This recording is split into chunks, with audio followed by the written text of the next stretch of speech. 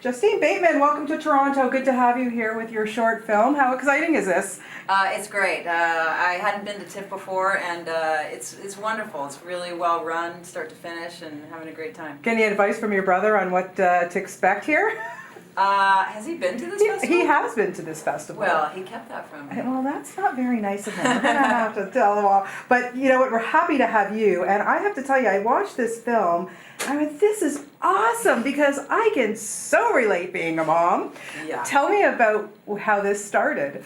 So, for those who don't know, the short takes place at a progressive elementary school, and these are parents. It's sort of a parenting class, which is oftentimes you're asked to come to these things, and you go to enough so that you make sure your kid gets invited back next year, but not too many that it's filling your calendar. Right. So a friend of mine told me that he went to one of these events, and he sort of went off script, as it were, and said some things that created this sort of disastrous waterfall for him. And after he told me the story, I was like, first of all, I can't believe you did that, and secondly, that's the perfect film short, and I'm going to write it and shoot it. Well, there you go. And I wanted to ask you, I mean, I would think that the work really isn't different whether you're doing, a 90-minute, 2-hour feature film than it is for doing a 5-minute short. Or am I wrong? Like, the work has to be, the prep and everything has to be pretty much the same. Well, yeah, I mean, it's more involved. I think the biggest difference is that there's a lot more to manage.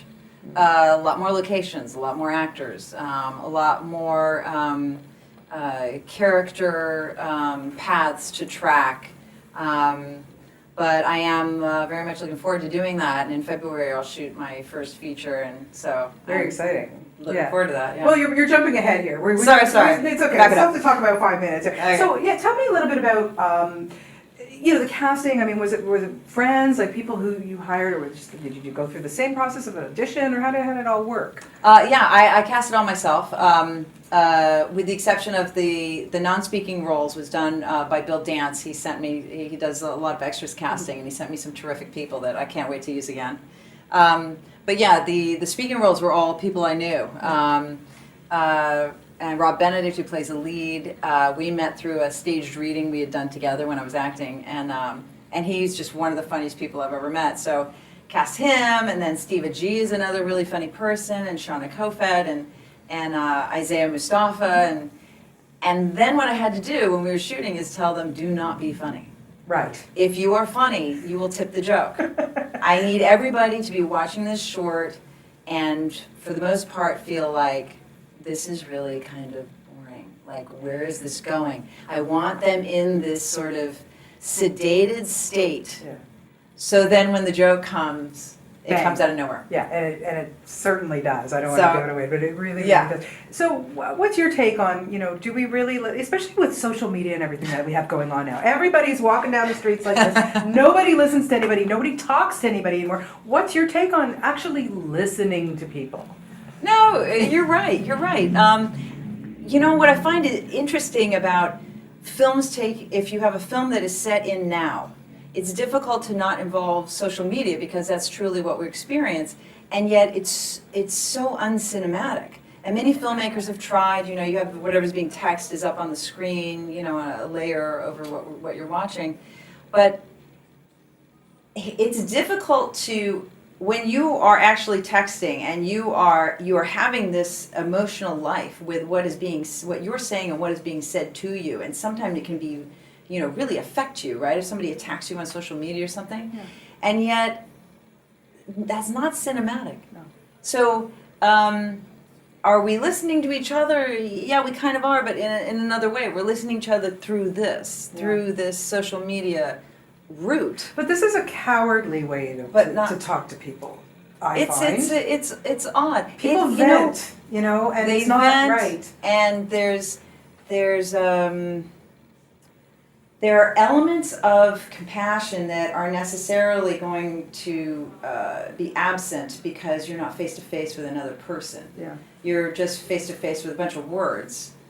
Yeah. So, I mean, I don't have strong feelings on whether or not that's good or bad. I think it's an interesting way that we've now scattered our communication time. Right.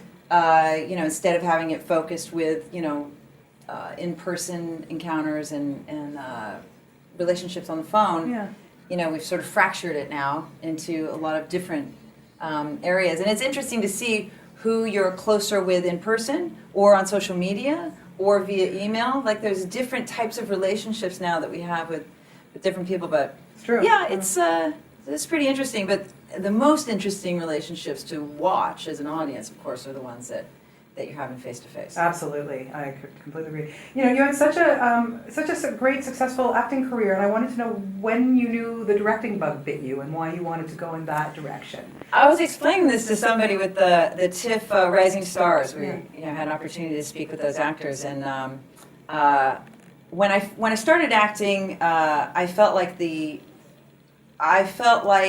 the roles I was reading for or doing were people that were very different than me, or were taking greater risks than me, or were further developed than me, or something. And so it was exciting to play those characters. But then I got to a point in my own personal development where I found myself sort of on par with, I was taking as many risks as, these other characters and all this. And then I got to a point where I was far more fearless, taking far more risks than any of the characters I was reading for. Right. And so I didn't want to step off of my life and play these characters anymore. So that's when I started writing. And funny enough, not for me to play any of the parts. Like it's not, even though in my next short I am playing a part in there, I have to say. Yeah. But no, I really, I love writing. I always love doing research for acting roles. So it's great to be able to put all that research into the writing and have it all be there. And then directing is just something I've wanted to do since I was 19. The timing never felt right, and I found for me in creating things, if I don't wait for the timing, I'm just going to make a pile of crap. So the timing's here. So none of this will be crap. No. Fingers crossed. No. But but listen, of course, I listen. Family Ties is such a beloved show, and do you still keep in touch with anybody from that show? Oh, sure. We're all in touch here and there, and really fantastic group of people. Our amazing Michael J. Fox. I mean, definitely, Gary Goldberg, who created that show, definitely spoiled me what a genius. For all the rest. And it's it's something I can bring into my projects, the way in which he managed Family Ties and the types of people he brought into the project, and just making sure everybody is quality, and then you're going to have not only a great filming experience, but a great project when it makes it so important. I completely agree. Yeah. It's how nice to have somebody like a mentor like him to have learned from. Absolutely. Yeah. As I said, you have so much going on that, oh my goodness, I could talk to you for an hour. But you have another short coming out. You said you're going to do a feature film and a book. Are you sleeping at all? Having any time to sleep? Well, a lot of these scripts I'd written, before, and the book I had started working on when I was I graduated UCLA last June, and so while I was at UCLA, I started thinking about the book. And the book is Fame, and it's a very visceral account of what it's like to be inside of Fame, and theories on what's going on outside of Fame, why the public feels the way it does about the famous at different points in the Fame life cycle, rather. Wow. Why is the Fame seem to be so angry when an actor's fame starts to slip, and theories about that, and there's some sociological theories in there, but also a lot of the theories that I've just I can't wait to read this. Myself. What did you take at UCLA? I majored in computer science and digital media management. Oh, cool.